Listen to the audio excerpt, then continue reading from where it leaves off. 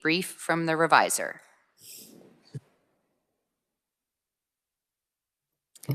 Thank you, Madam Chair. House Bill 2061 includes above ground and below ground lines, cables, wires, and certain other structures and equipment in the definition of critical infrastructure facility, which is used for telecommunications or video services for the crime of trespassing on a critical infrastructure facility and also criminal damage to a critical infrastructure facility. The bill amends KSA 2158-18. This is the crime that describes the crimes of trespassing on a critical infrastructure facility and also criminal damage to a critical infrastructure facility. Subsection G of the crime provides for the definitions that are used throughout the crime. And so it includes a definition of criminal or critical infrastructure facility, which includes any facility that's used for wireline, broadband, or wireless telecommunications or video services infrastructure. And the bill, as originally introduced, would amend to include any above ground and below ground lines, cable, or wires to the examples in that current definition that include backup power supplies and cable television head end. The House Committee on Judiciary amended this bill to add a few more things. They included antennas, radio transceivers, towers, wireless support structures, small cell facilities, and any associated support structures and accessory equipment, and also equipment buildings, cabinets, and storage sheds, shelters, or other similar structures to the examples that are in that definition. The bill doesn't change any of the elements of the crime or the criminal penalties for the crime, just those definitions. And I can take any questions. Thank you. Does the bill apply to private and public property? Madam Chair, so the context in which this would be using is you have a person who either trespasses on critical infrastructure or damages some critical infrastructure. So in that definition of critical infrastructure, it would include infrastructure that's either privately or publicly owned, if I understood your question correctly. That is, yes. So if you have an antenna on your house or a dish for dish TV on your house, that would then, this bill would apply? Madam Chair, so we might want to look at the lead in there. So on page 2, if you start at line 27, one of the things that's included in critical infrastructure facility is a facility that is used for wireline, broadband, or wireless telecommunications or video services infrastructure, whether that facility is located within or outside of any public or highway right-of-way. And then the including but not limited to, that example there is listed there. So that is modifying that facility that's used for wireline, broadband, or wireless telecommunications or video services. So your dish network, satellite dish on your house wouldn't be included? I would have to ask one of our utilities type revisers about that. I'm guessing the proponents would know whether that would count as a actual facility, because it has to be a facility that's used for wireline, broadband, or wireless telecommunication services. So I don't know that your house would be considered that type of facility, but. Okay, thank you. Any other questions? Yes, Senator Bowser. Thank you, Madam Chair. As I read this, I note it says trespassing on a critical infrastructure facility, criminal damage, et cetera. I wonder if I launched a cyber attack and it caused critical infrastructure damage, would that be covered under this bill? I haven't trespassed technically.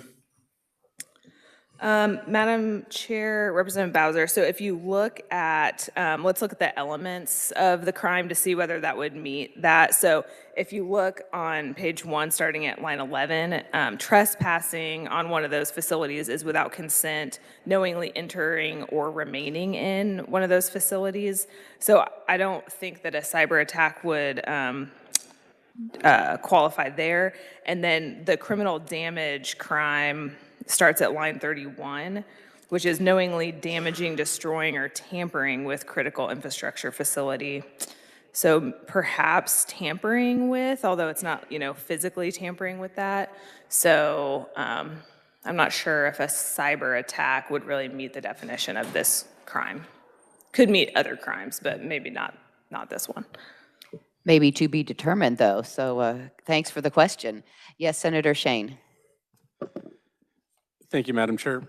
Ms. Scott, could just functionally, I guess, for the reason why this statute exists in the first place, I assume that this has a relative harsher penalty relative to trespass or criminal damage to like a residential property. Is that kind of the intent that the criminal penalty is heightened? Madam Chair, Senator Shane, I would have to look at those underlying penalties for normal trespass. I'm not sure what they are off the top of my head, but I can get you those to compare. Okay, thank you. I think some of it was the legislature last session or 2 sessions ago. We did look at, there were a lot of trespasses happening on critical infrastructure, and we didn't have any ability to protect our critical infrastructure that would impact more than just those on whose property the trespass was occurring. So yeah, I'd like a follow-up answer to that if you have a minute, so that would be great. Senator Schmidt. Thank you, Madam Chair. Was this bill written, were there any events in mind that had occurred previously that informed the structure of the changes that you guys are requesting, or that are being requested here? Madam Chair, Senator Schmidt, that's not really a question that I could answer. I would probably direct that to the people who are proposing the changes, whether something happened that sparked them to want to change the statute. Okay, follow up, Madam Chair. I guess I'm specifically wondering then if you looked at the 2022 Moore County attack at the substation in Moore County. Madam Chair, Senator Schmidt, again, it's not really appropriate for me to address the reason that a bill is being proposed. So the proponents would probably know whether, if that sparked their desire to get this law changed. Okay, thank you. Yeah, we can circle back to those questions to the proponent at the appropriate time. Any other questions for the reviser? Senator Titus. Thank you, Madam Chair. Just to try and clarify, language was added in to include highway right-of-way. But what scenario is an underground cable going to be completely fenced off in the highway right-of-way, and how would I know I'm trespassing? And am I trespassing on the underground wire, or am I trespassing on the right-of-way? Do I need both KDOT's permission and AT&T's permission? It's not necessarily a specific question, but I'm a little confused about adding in the highway right-of-way given the existing definition. Madam Chair, Senator Titus, you guys are a little out of my wheelhouse. I don't know too much about broadband infrastructure and how it's developed. I'm sure our utilities reviser, I should have asked him to come and be here today. But when we're just looking simply at the elements of the crime, we talked about what constitutes the trespass, what constitutes the damage. And this would include, any facility that's used for these types of services, and then the language that's being added, whether that facility is located within or outside of any public or highway right-of-way. So it wouldn't necessarily, I suppose, have to be fully on, in that right-of-way, but I'm not sure how those structures exist now, whether they are completely within a right-of-way or not. But I guess my sort of generic concern would be if I stopped to take a picture in the highway right-of-way without KDOT's permission, and I happen to be standing near a buried cable line, I'm afraid the bare elements of this offense, I would be in violation of trespassing on critical infrastructure. Madam Chair, Senator Titus, again, if you look at where we're adding that language, the lead into it, so a critical infrastructure facility means a facility that's used for wireline, broadband, or wireless telecommunications or video services. So I don't know if a buried line like that, if you're just walking along the street and there's a buried line underneath you, whether that would count as an actual facility. And again, the proponents might have a little bit more knowledge of what these types of structures and facilities kind of look like, but. Thank you. Thank you, and I think along that same line of questioning on line 29 on page 2, when it says any public or highway right-of-way, even without the changes in the bill to lines 28 through 30 on page 2, isn't public or highway right-of-way already covered? Because the current law says facility that is used for wireline, broadband, or wireless telecommunications or video services infrastructure. So without the weather clause, it kind of already covers all of what's being amended in the bill, doesn't it? Madam Chair, I would agree with you that this clause kind of just adds a little bit of detail, but that, the fact that we're saying whether it's located within or outside of these right-of-ways, it, could arguably already be covered under the current law. Yeah. Thank you. Committee, any other questions? So, well, we certainly put you to work today, Natalie, so appreciate that. Committee, we will now hear from proponent conferee Dayton Murdy, Senior Manager of the State Government Affairs Charter Communications. Please introduce yourself and welcome to committee. Thank you, Chair. Good morning, Chair and members of the Senate Judiciary Committee. Again, my name is Dayton Murdy. I'm the Senior Manager of Government Affairs for Charter Communications. We do business in the state of Kansas under the brand name Spectrum, and we have about 118,000 customers in 25 different communities. We also employ over 850 Kansans, and last year we invested over $37 million to enhance and expand our infrastructure to connect an additional 3,000 homes and small businesses to broadband cable services and telephone. I think we can all agree that broadband is critical infrastructure. It's critical to our jobs and education, and not to mention just general entertainment. We support HB 2061 because it specifically classifies our cables and wires as critical infrastructure. Already in Kansas law is the power supplies and the head-end facilities. And so, but what we see nationwide is attacks on our cables and wires, and these cause outages ranging from a couple hundred residents to hundreds of thousands of residents. And I included in my written testimony a link to an article that goes into detail on some of the attacks on our facilities.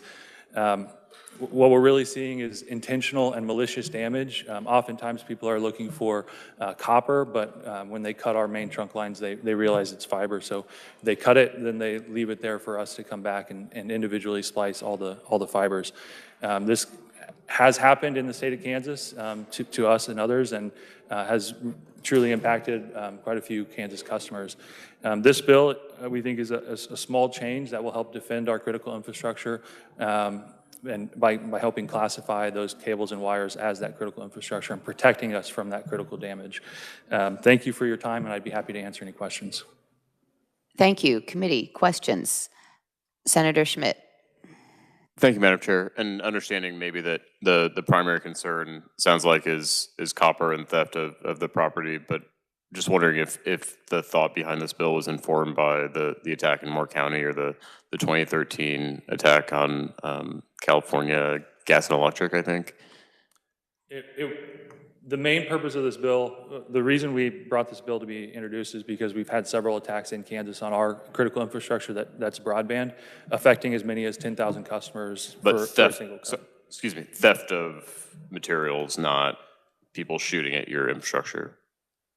So what happens for us, our 98% of our network's fiber, it's all backbone. So they'll come and they'll think it's copper and they'll cut it to steal it, but realize that it's just glass and they'll drop it, leave it there. So they're not actually stealing anything that we have in our network. They're trying to, realizing that it's not copper and leaving it there damaged for us to come back and have to splice it back together. Okay, thank you, Madam Chair.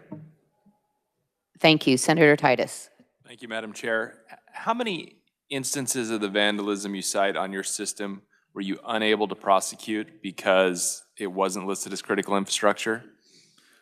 So we've recently started tracking these instances of criminal damage on our infrastructure, and I can cite 4 different instances in the last couple months where it has been intentionally and maliciously damaged. None of those have we caught the perpetrators.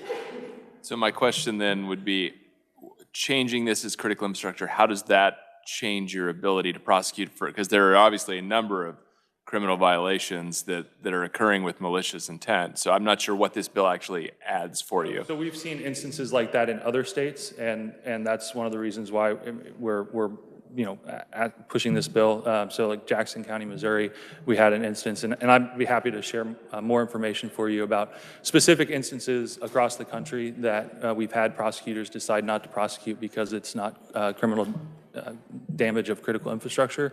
I just don't have a specific example for you in the state of Kansas. I just don't understand. I guess, yeah, that's not a very clear answer on what you're hoping to accomplish. Is it just deterrence? You're just saying, well, if we make the penalties worth, maybe people will stop. That's what the hope of this bill is? That's certainly one part of it. I mean, it's a very complex issue because we have to catch the people and then get them prosecuted. We have seen instances where prosecutors do not prosecute. We're hoping that this will help with that. We are hoping that it will act as a deterrent. This is one piece of the puzzle. We've had meetings with the FBI and other law enforcement agencies to try and track down these criminals. We're really trying to do everything we can to protect our infrastructure and to protect the service for our customers, and this is just one piece of that. And yes, we hope that it acts as a deterrence, and we also hope that if there's ever a situation where a prosecutor is trying to determine whether they should or should not prosecute, this will help them make that decision to prosecute and put the criminal and make sure that we can help stop these criminal actions. Thank you. I have a question about, do you know who, did the proponents suggest the amendment made by the House committee to add lines 34 through 38 on page 2, antennas, radio transceivers, towers, or was that from the industry? That I believe came from testimony from AT&T in the House committee, and we're supportive of the language. Regarding the definition of trespassing on a critical infrastructure without consent of the owner or the owner's agent. So if you've got someone, if we're talking about below ground lines and you've got some yard work being done in your yard and sometimes cable lines get cut, not with malicious intent, but they do, you're not trespassing on the homeowner's property because you have permission to be doing the work. How would that be impacted by this bill, if at all? I don't think it would. I think the criminal trespass would be if they were to attack our head ends or our power supplies, those kind of fenced-in facilities. And I think that comes down to the definition of trespass in there, that's in the language already there. I don't think that you can trespass on a cable wire that's in the ground. I think the reason we're adding that language in, or we're requesting that language to be added in, is so that we can protect it from criminal damage and not necessarily trespassing.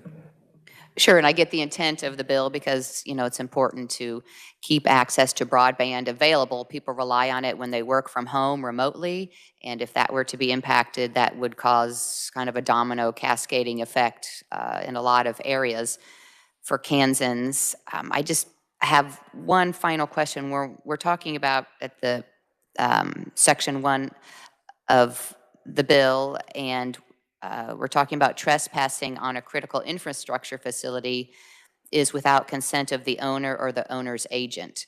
So if a critical infrastructure facility is the below ground lines, cable or wires, the owner then would be Spectrum or AT&T, even though it's in my yard?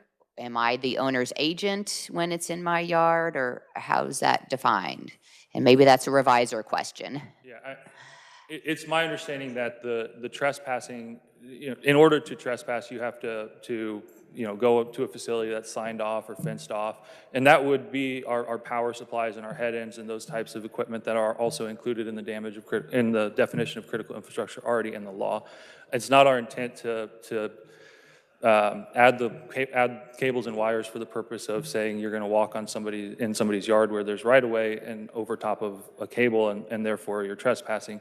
But by amending the definition of critical infrastructure, we can allow that to apply for criminal damage. And so when you intentionally and maliciously go to attack our facilities, we can use this law to prosecute for that damage to our infrastructure.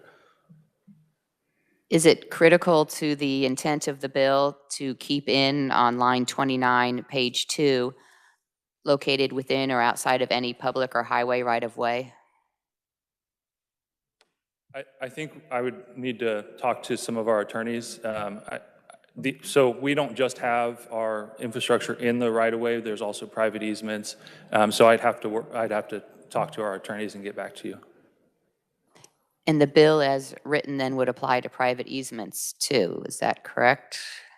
Yeah, that's my understanding. Okay. All right, any other questions for our proponent? Yes, Senator Reichman.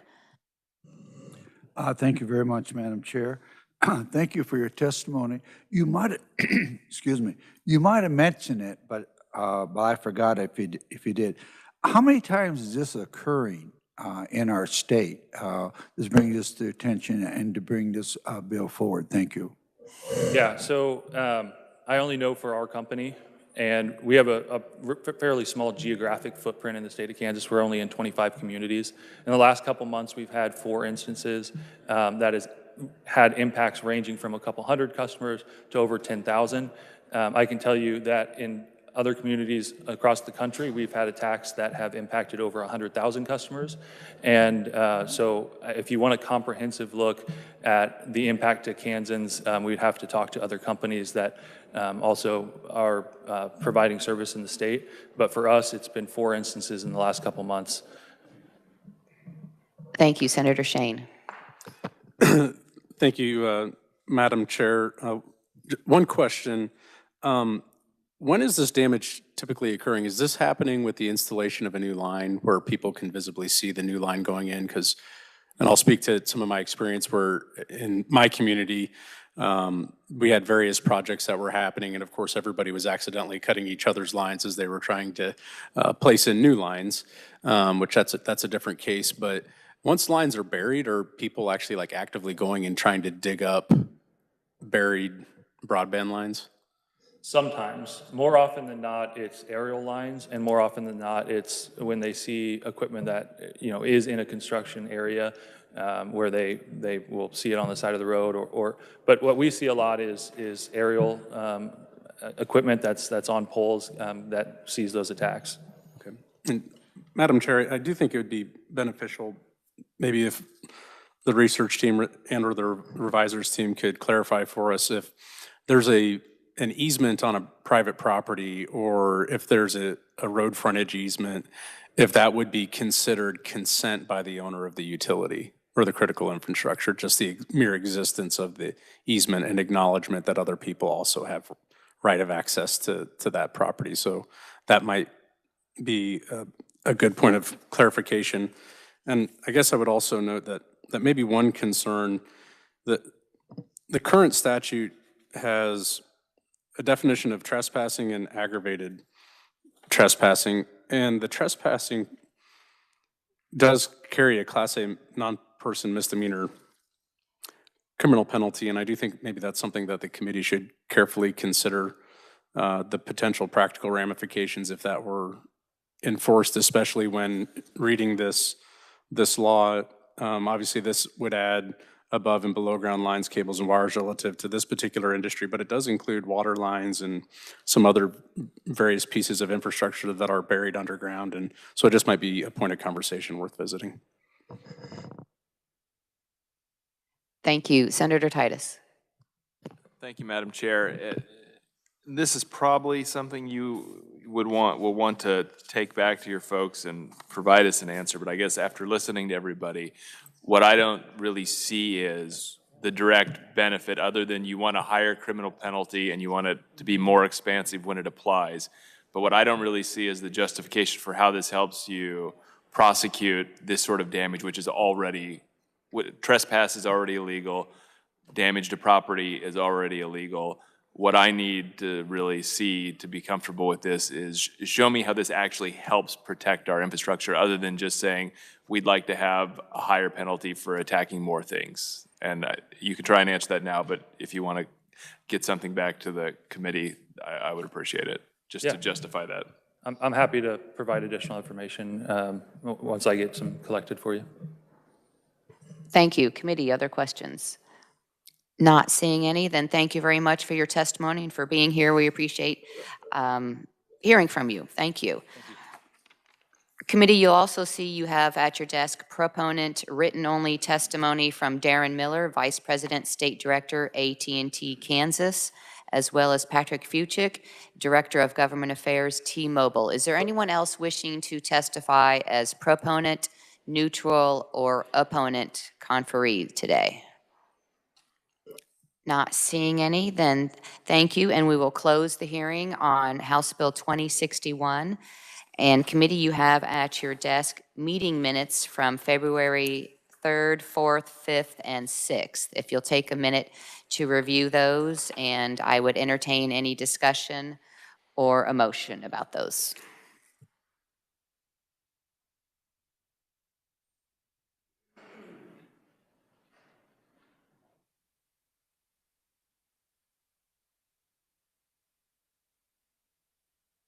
Senator Titus. Madam Chair, I would move approval of the minutes. Thank you. Is there a second? Thank you, Senator Bowser. Any discussion?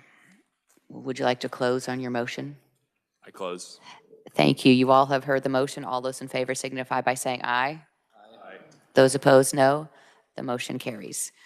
Committee, that concludes our work for today. We do have a hearing on 3 bills scheduled for tomorrow, so we will have a full day. We are not currently scheduled to meet on Friday. It's on call of the chair, so just listen for announcements and check your email. And we will be meeting Monday through Thursday next week, and probably on call of the chair Friday, but to be determined. All the House bills have not yet been referred, is my understanding, from turnaround last week. So we're still looking for some of those to come in. But thank you very much. And with that, then, the meeting is adjourned.